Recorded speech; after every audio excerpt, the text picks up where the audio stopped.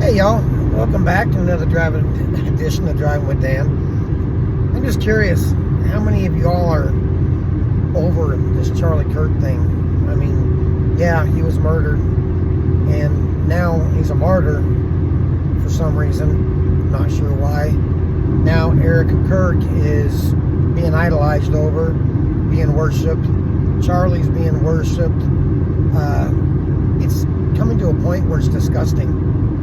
It's sad that they're using his death for the propaganda to further the narrative.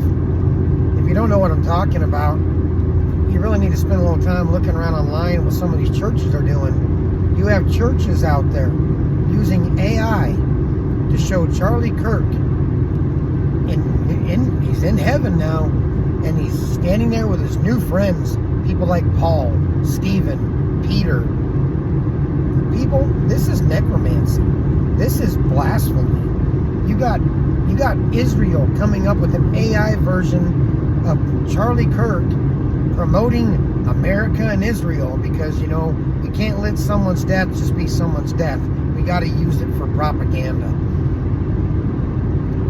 Folks, I hope you realize that nothing that you see is what you think it is. It's all a purpose. It's all a narrative. It's all a dialect. It's all being used for something, and it's not good. Not good at all.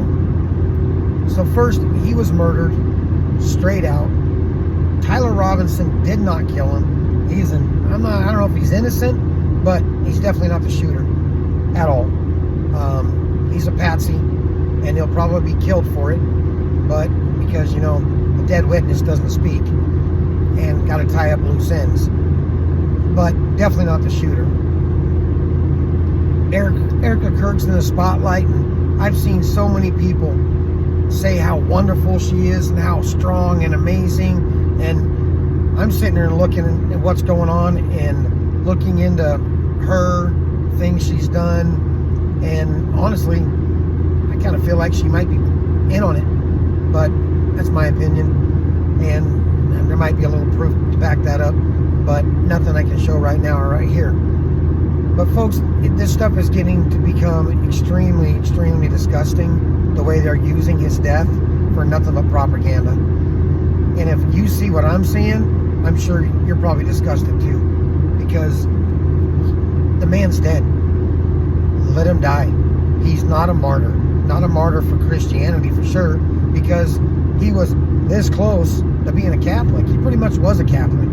He definitely wasn't a Protestant. He attended Catholic Mass with his wife, loved the rituals of Catholicism. So he wasn't a Christian, folks. Straight up, was not a Christian. I know people will hate me on this, but just look at the facts. Dig into it a little bit. Look at what he was doing. He didn't attend a Protestant church. He attended a Catholic church with his wife and family. He was this close to becoming Catholic. It's not a Christian. It's not the Protestant Christian way. It's not of God, because, well, Catholicism is not of God. So what's going on with him? His death is being used to, one, extremely divide a lot of people, two, to start a new narrative, and to martyr him? No. Why would he be a martyr for anything? Because look at the values that he held. I mean, what they show on TV and what he really did, way too different things, folks. The guy was super rich, super rich, and I'm sorry, you don't get that way unless you're vested in something. He was funded by some pretty shady people. And now I'm not talking down about the man because I didn't know him personally, but I just go off what we can find, a person's actions, the history that we can find out about them, of whatever organization they may start or belong to. So I know what they're trying to do with this situation, and man, they're doing a great job. They are doing a great job. People are falling for it right and left. But if people would just open their eyes a little bit, get off the surface level of things, and do a little digging, and it doesn't take much, really. It doesn't take much. Look into funding of TPUSA. Just look into it. Look at the people behind who started it, who funded it, currently, before. Look at the family. Look what they've done, what they do. It's a little bit of digging. That's all it is. And if you do these things, then you find out a lot more than what you're told, because of course they're going to tell you what you want to hear. They're going to tickle those ears, folks. That's what's going on. A lot of ear tickling. And what's the Bible say about that? There will come a time when people won't have sound judgment, and they will listen to what tickles their ears. That's exactly what's taking place. Don't fall for their narrative. Don't fall for this false martyr. And if you're attending a church that's using, one, AI, or two, AI bringing up Charlie Kirk saying he's in heaven with apostles and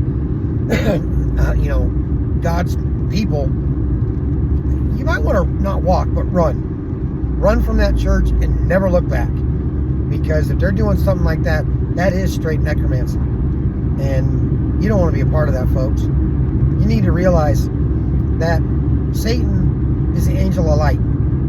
He's not a red devil, pitchfork wielding, fiery tail, ugly demon looking thing. He is God's most beautiful creation, and it was his pride that got him cast down. It was his pride that made him fall. His pride in being smart, his pride in being beautiful, and he wanted to be like God. He's not an ugly demon. So get that notion out of your head. He is the angel of light. So if you ever hear of, oh, I had a vision and it was a bright light, well, that right there should really bump you on the head, going, bright light. Oh, you mean Satan, the angel of light. Think about these things, folks. They're set out there in the Bible for you to know and understand. Satan is very subtle. He doesn't do things. You're not going to out Satan on national TV or in a very easy way. The most subtle creation of God. If you don't know what it means, look up the word subtle, folks. It doesn't mean open and blatant. No, subtle, hidden, quiet, under the weather. I mean, it's secretive. So keep that in mind. You get that little caricature of the red Satan out of your head, and put in the picture of a beautiful, beautiful fallen angel who uses this to fool people to think that they're following the ways of God when they're not. Satan created a false system of worship, one that looks holy but is not. And it will fool the majority of people. It's doing so now. And it's been doing so for 2,000 years. So, please, people, use your brain. Think about what's going on. And when you see something, don't just jump right on a conclusion. Sit back and wait. Sit back and wait. See what comes out. Do some digging yourself. Think about things from all different points and angles. You can't just look at it from one point or one view. If you're not looking at it from all different sides, you're not going to get the total picture.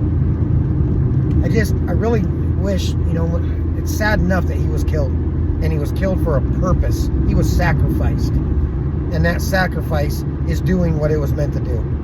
So don't be a part of it. Don't fall into the false worship of it. Don't idolize him. Mourn for him if you want. But you got people praying to Charlie Kirk. Why would you pray to anybody who's dead? That's Catholicism. Praying to saints, dead apostles and stuff. Now, the Bible says to pray to the Father in the name of the Son. That is it. You don't pray to these false gods. So don't get caught up in it. I really hope everybody, are really waking up and starting to see what's going on, because we are getting extremely close. That great deception is in full swing. And if you're not seeing what's taking place, you might want to take a step back Get back in that Bible and do some more reading. I pray y'all are doing well. I love every one of you. I really do. That's why I do what I do. You're going to hate on me. You're going to hate on me. Doesn't mean that I hate back, all right? I say things that aren't publicly acceptable or liked. That doesn't mean they're not true. God bless each and every one of you. Seek the truth. Seek the way. Seek Jesus. He's the only way. God bless.